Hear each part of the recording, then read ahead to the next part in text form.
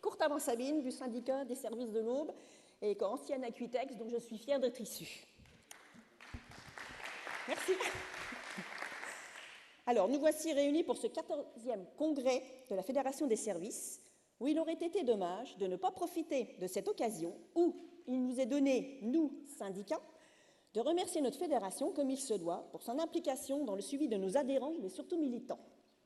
En effet, un grand merci pour le manque de réaction et de réactivité dont a fait preuve la fédération lorsque des élus CFDT de la grande distribution ont voulu obtenir du soutien et de l'aide alors qu'ils étaient victimes de répression et de discriminations diverses. Un merci tout particulier à nos responsables pour leur absence totale, non, quasi totale, de réponse et d'initiative lorsque la DSC, désignée par la fédération, je le rappelle, les a harcelés au téléphone et par mail pour obtenir de l'aide. Certains diront que la Fédération des services était trop occupée à organiser la mainmise sur le syndicat du CID. Allons, un peu de sérieux. Face à l'échec de cette tentative, on ne peut que constater un manque de rigueur certain, oublier de convoquer l'agent en temps et en heure. Non mais, dis voir un peu. Il est difficile de croire que toute l'attention des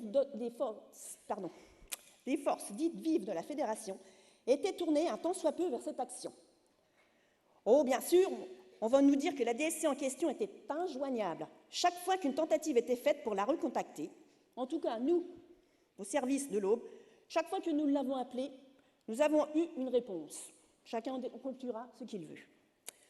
Si certains pensent que nous avons été simplement acteurs de cette situation, détrompez-vous, puisqu'à notre tour, après avoir interpellé la Fédération sur ce même sujet, que chacun se rassure, nous n'avons pas eu plus de résultats, hélas.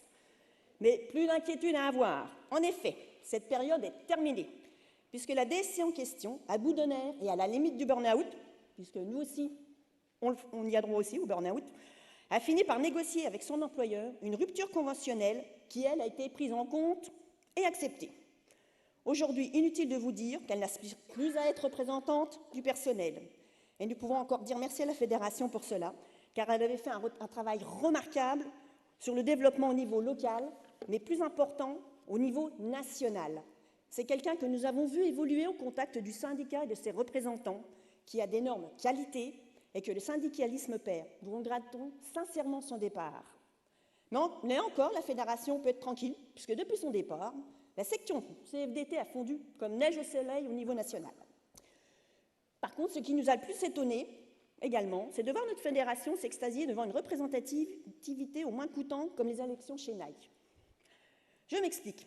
Lorsque la Fédé se satisfait de 10%, alors qu'avec un tant soit peu de suivi ou de travail, comme vous voulez, nous, CFDT, aurions pu être à minima à 30%, on est en droit de se poser des questions quant à la légitimité de ceux qui sont censés montrer l'exemplarité et qui, plus est, en demandent de plus en plus aux équipes sur le terrain.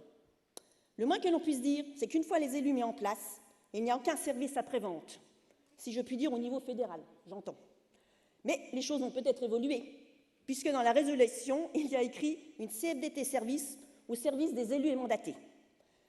Heureusement, pour le syndicalisme d'adhérents, nos équipes, nos responsables au niveau local du syndicat des services de l'Aube, j'entends, ne se laisseront pas si facilement décourager.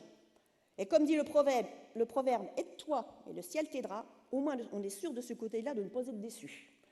Et nous, tous ensemble, nous allons continuer à faire évoluer la CFDT du mieux possible à notre niveau. Merci à toutes et tous et bon congrès à vous.